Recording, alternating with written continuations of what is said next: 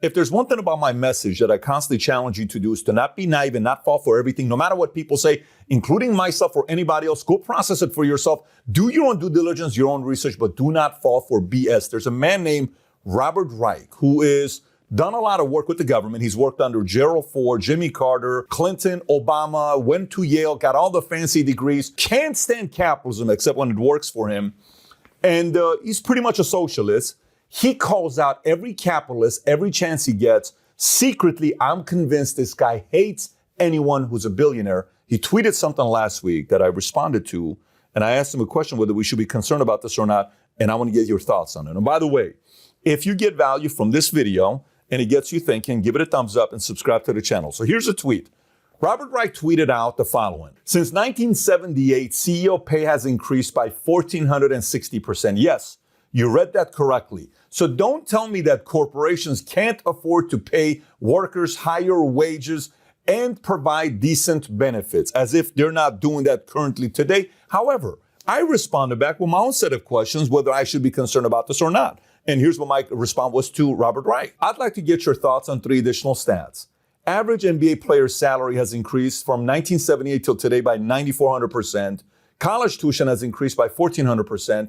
And last but not least, you make $100,000 an hour for your keynote.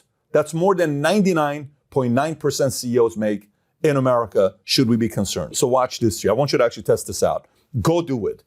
Call a speaking bureau today. I would love it if 1,000 people did this and say, how much is Robert Reich's rate for 1 hour keynote? Then take that email and post it all over Twitter and tag him and say, why should you get paid $100,000 an hour for being a professor and a government employee? How could you ask for that dollar amount? Now, here's the problem.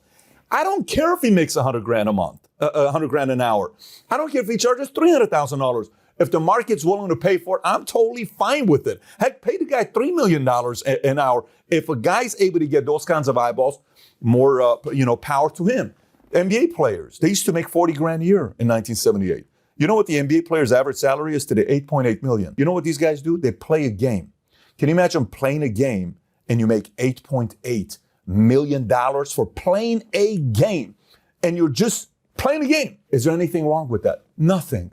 I think today, many NBA players are still underpaid, but the market's going to increase their value every single year. We're going to have $1 billion contract very soon for a player, and whoever that player is probably worth it because they bring a lot of eyeballs and they make money.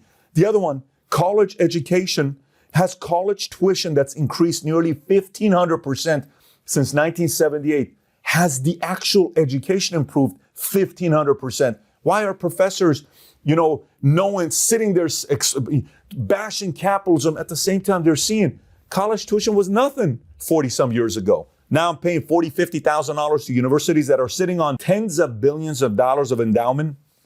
Should we question that? So a Robert Reich, a socialist, who hates it when capitalists become billionaires, but loves it when, because of a capitalistic society, he makes $100,000 an hour for a keynote and he trashes people. Anytime you're telling the story, tell all sides of the story. There are many leaks in his argument that a lot of people, when they read his tweet and they say, wow, it's not fair that corporations are getting paid this and CEOs are making all this kind of money. Yeah, but if corporations get all that money, you know who else makes a lot of money? Do you know how much more government is getting today in tax revenue than they did in 1978? Over 1,000%. What does it mean? The money evens out. Whoever's making the money, that CEO, they have to pay taxes because it's ordinary income.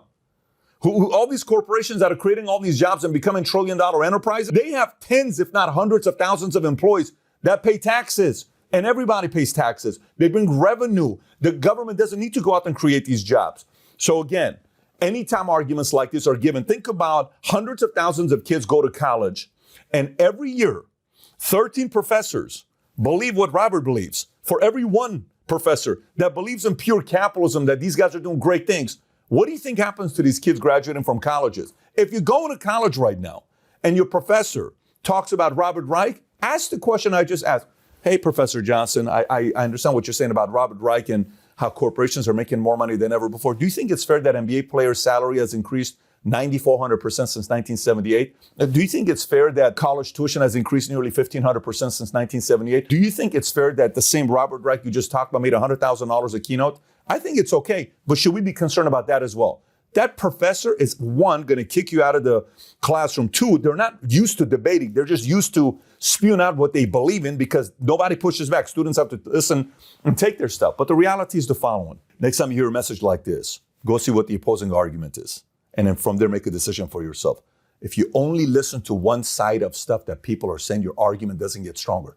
I interview communists and socialists because I see leaks in the capitalistic argument where crony capitalism gets involved.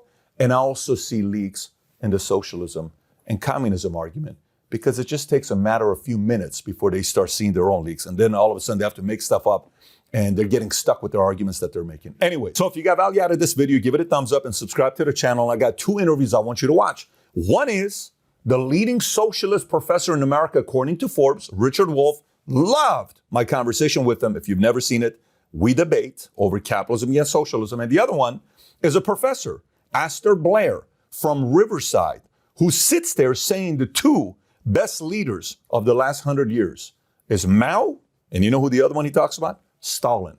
And he's a full-blown communist professor, and we had a wonderful conversation together. So if you want to see this one, communism, click here. If you want to see the socialism one, click here. Either way, have a great day. Take care, everybody.